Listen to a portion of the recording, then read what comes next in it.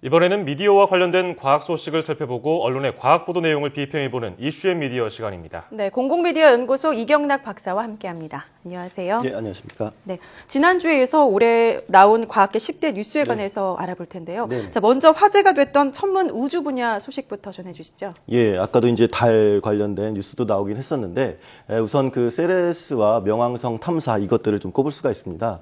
지난 3월 미 항공우주국 나사의 그 무인 탐사선인데요. 그 던이라는 것이 이제 그 외소행성 세레스의 궤도에 진입을 했습니다. 그래서 이게 던이 이제 알고 보면 이게 지구를 떠난 지 이제 7년 8개월 만에 이렇게 48억 킬로미터나 떨어진 곳에 이렇게 도착을 한 것인데, 예. 16개월 동안 세레스를 이제 탐사할 예정이기도 합니다. 또 나사 같은 경우에 지난 7월 14일에 무인 탐사선 뉴 호라이즌스가 명왕성 접근에 성공했다 이렇게 해서 발표하기도 했었는데요. 네. 뉴 호라이즌스 같은 경우에는 9년 동안 또 56km를 날아서 이제 명왕성에서 12,500km 정도 떨어진 그런 지점까지 거의 이제 명왕성에 아주 가깝게 근접을 했고, 그리고 또 지금도 명왕성에서 또 16억 킬로미터나 떨어진 그 소행성 2014 MU-69 이것을 향해서 계속 우주에서 나아가고 있습니다. 그래서 이제 사이언스지는 올해를 뭐 외소행성의 해다 이렇게까지 평가하기도 했었습니다. 뭐 아직 우리나라는 이런 우주 기술에 대한 투자가 좀 미흡한 편인데 뭐 달을 비롯해서 좀 장기적인 시각을 가지고 투자할 필요도 있어 보입니다. 예, 뉴 호라이즌스가 9년 동안 56km를 날아간 소식도 있었고요. 자, 한편 인체 림프 시스템에 대한 새로운 연구도 있었죠. 어떤 내용이었습니까? 예, 그 연구의 핵심은 뇌 속에도 이제 림프관이 있다라는 것이었는데, 즉 뇌의 면역 체계의 연결 이런 것들을 좀 꼽을 수가 있습니다. 그 우선 이제 림프 시스템이 뭐냐 이렇게 말씀드리면 일종의 하나의 네트워크를 이루는 액체 상태의 우리 몸에 있는 시스템이다 이렇게 보실 수가 있습니다. 그래서 예. 그 인체를 도와서 뭐 폐기물을 제거하기도 하고 뭐 면역 세포를 운송할 수 있는 것을 이렇게 알려져 있는데요. 네. 미국 신경과학자들이 뇌와 면역 체계가 직접 이렇게 연결되어 있다 이런 것들을 새롭게 밝혀냈습니다. 그동안 림프계는 몸의 모든 뭐 기관계와 연결돼 있지만 사실 두개골 아래에서 끝나는 것 아니냐 이렇게까지만 생각되어 왔는데, 과학자들이 이제 실험주의 세포막에서 이제 림프관을 발견하고, 그리고 인체도 아마도 이러한 비슷한 구조일 것이다 이렇게 추정을 하게 된 것이죠. 그래서 수십 년간 교과서에서 기재되었던 뭐 뇌 속에는 림프관이 없다 이런 식의 이제 가설 이런 관념들은 앞으로 사라지게 될 것으로 보입니다. 네, 이렇게 올 한해 나온 과학적인 성과 또 네. 어떤 것들이 있습니까?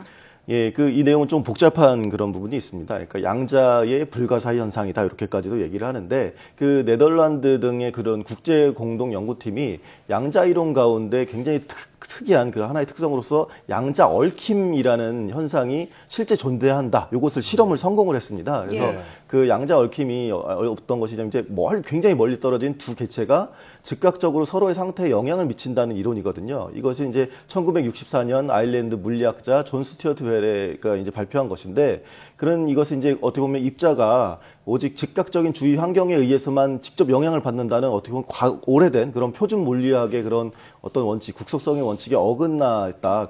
그래서 아인슈타인도 이런 것들은 유령 같은 원격 작용이라면서 예전에 인정하지 않았었거든요. 예. 그런데 결국 이러한 현상이 있었다고 이제 실험을 통해서 확인을 된 것이죠.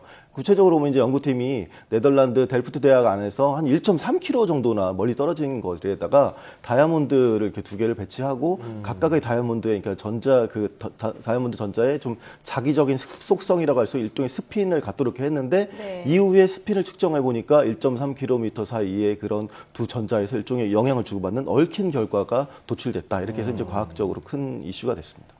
자, 올해는 또 기초과학 분야 성과도 있었는데요. 특히 지구과학 분야에서 멘틀 지도가 완성됐다고 하는데 이게 어떤 내용이었습니까? 예, 그 미국 연구팀이 지진 데이터를 분석을 해서, 그러니까 우리 판 밑에 있는 멘틀이죠. 그 멘틀 구조의 지도 작성에 나섰습니다. 그래서 이미 이제 28개의 멘틀 융기를 이제 발견했다 이렇게 해서 멘틀 지도를 이제 깊이 3,000km 지하까지 이렇게 작성하는 것을 지금 목표로 삼고 있습니다. 그래서 이런 멘틀 지도는 어떻게 보면은 지진을 일으킬 수 있는 여러 이제 지각판에 정확한 위치를 보여줄 수도 있고, 또 지표로 올라와서 화상 활동을 하는 그런 마그마 위치 이런 것들도 알 수가 있게 됐거든요. 그래서 예전에는 이게 이제 40년간 이게 되느냐 안 되냐 계속 논쟁을 해왔었는데, 결국 지진파 영상 기술로 어떻게 보면 지금까지 정확도가 가장 높은 지구 내부의 멘틀 지도를 앞으로 그려낼 것으로 이렇게 보입니다. 그래서 이러한 기술들을 통해서 앞으로 뭐 지각의 운동이나 지진 등 이런 것들도 예측해 볼 수 있어서 이제 큰 우리의 삶에서도 도움을 얻을 것으로 보입니다. 올해를 돌아보면서 바이러스 얘기를 또 안 할 수 없는 네. 것 같아요. 메르스, 에볼라 바이러스 참 큰 위기를 가져오게 했었는데 그래도 다행스럽게도 에볼라 바이러스는 백신이 개발됐다는 네. 소식이 나왔어요. 예, 그 사실 에볼라 관련 약물과 백신 보면 예전 뉴스들 보면 사실은 좀 진척이 부진한 이런 것들이 많이 나왔습니다. 그런데 이제 캐나다 공공위생국 등의 기구에서 이제 개발을 한 그 에볼라 백신 3기가 있는데 그 임상 실험 결과는 굉장히 고무적으로 나타났습니다. 다행히.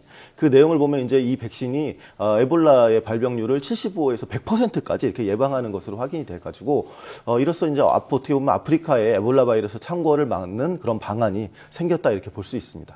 근데 다만 그 경제적 요인이나 또 그쪽에선 또 주사를 안 맞는 문화적인 이런 것들도 있거든요. 예. 그런 것들로 인해서 백신을 투여받지 못하는 문제도 생길 수가 있어서 그 세계적인 관심과 도움이 필요해 보입니다. 예, 그리고 10대 뉴스에서 꼭 좋은 소식만 있었던 건 아닌 것 같아요. 네. 또 심리학 논문 중에서 재현성, 다시 해봤을 때 이게 결과가 도출이 그대로 나오느냐 이게 정말 중요한 네, 내용인데 그렇지 않은 경우가 있었다면서요. 예, 그렇습니다. 이제 물리 실험 같은 경우는 이제 그대로 재현이 되는데 심리학계에서는 좀 아마 안 그랬던 모양입니다. 그래서 270명의 국제 공동 연구진이 2008년 이후에 발표된 그 심리학 분야 논문들 100건의 데이터를 이용해서 연구를 다시 재현해 봤습니다. 이게 그렇게 심리가 그렇게 나왔나? 그랬더니 예. 그 결과 절반에도 미치지 못하는 정도만 성공했다. 이렇게 사이언스지의 그 과학자들이 보고를 했습니다. 어떻게 보면 좀 실망스러운 수치다 이렇게 볼 수가 있는데 과학 논문은 아시다시피 재현이 굉장히 중요하기 때문입니다. 예. 예전에 이제 스텝 줄기세포 역시 이제 뭐 갑자기 이렇게 재현이 되느냐 안 되느냐 가지고 다른 사람 모두가 재현이 못했기 때문에 논란이 일었던 그런 측면이 있었던 것이었거든요. 그래서 어떻게 보면 이게 그 앞으로 뭐 연구 윤리의 측면이나 그리고 과학자들이 이제 결과를 이렇게 선택적으로 이렇게 뽑아내는 그런 경우들인데 이런 것들에 이런 관습에 어떻게 보면 경종을 울리는 그런 내용으로 보여집니다. 네.